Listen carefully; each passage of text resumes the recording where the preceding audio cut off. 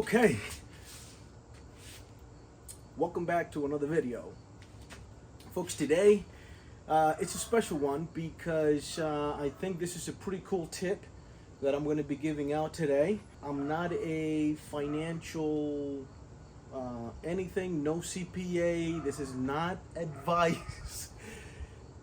This is none of that. So contact an expert in your area if you want to know more. But today, I'm going to show you how you can take advantage of a system that is there for all of us to use. Let me tell you, America as a country is a country that has been designed for entrepreneurs, for people that wants to grow the economy, for people that want to be active in this economy. And I love it, man, because it allows us to build and continue to grow what I believe is still today is the best country in the world. So come with me so I teach you how to cheat the IRS? No, well, how to navigate the tax code to your benefit. So let's start with this. Most people today are what we considered a W-2 employee. Right? So most of us, including myself, most of the income comes from a W-2, right? For tax purposes, you are looked at in a certain way. The other way is business, or it could be a side hustle, right? This could be any of those. It could even be a hobby that you're trying to turn into a business. The key word here is an intent to make a profit. So why I bring this up, and let me run you through a quick exercise so that if you are W-2, how you can, through a hobby or maybe something that you're doing today, leverage the business system. So this is how usually people get taxed, the average person. And we're going to use easy numbers. So let's say someone on a W-2 makes $100. Right off the bat, you don't get the 100. The IRS will automatically take their cut. So, and I'm just going to use 30%. Depending on the state you're in, this thing could be as high as 50%, how much you get taxed, even before you see a dollar. So then you have to deduct that 30% in taxes. Here it's $30 in taxes. So that means you only have $70 for your life expenses, car, rent or mortgage, food, entertainment, and on and on and on and on and on and on and on. See what I'm saying? Clothing, uniforms, like it could just go on and on and on and on. Now on the business side, something tricky happens, right? If a business makes $100, they don't get taxed right away. A business gets the chance to first deduct all of the expenses of that business because they are operating something that is encouraging the economy to continue to flow.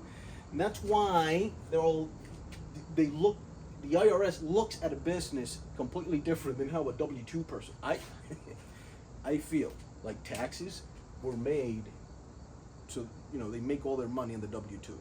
Not, well, okay, we'll see it here. But so the cool thing with the business is that now they can deduct rent, car, food, entertainment, uniforms, da da da da da da da da. At the end of the year, hey, Mr. IRS, after all of my expenses, I only made $10 for my business. 30% of that, it's $3. You see the difference? What an individual W-2 person with a job versus a business, how they get treated completely differently. And this is just super basic.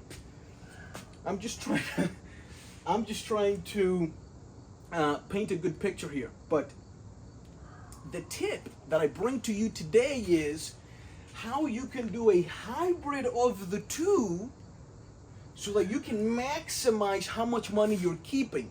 It's not about how much money you make, it's how much you can keep for yourself. And this is where the tip comes in.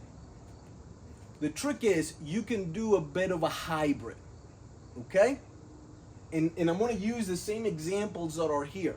And here's how you can maximize this to your advantage. Some requirements is you got to have some kind of entrepreneurial spark in you, because you do need to have an intent to make a profit by running a business or a side hustle or an MLM. You know, one of those pyramid. It could be anything. Network marketing. It could be anything. If you have an intent to make business, it could be a business expense. And so let me show you how you can mix these two, create that hybrid, and benefit from it. Okay. Here's the example. You started a new business, right? You are a W-2 employee, and you're making $100 as a W-2 employee. You owe the IRS $30. It's 100,000, 30,000, whatever the number is. You owe on your personal tax, or not. Let me say that again. You don't owe. You already paid. You already paid the IRS $30 through your W-2.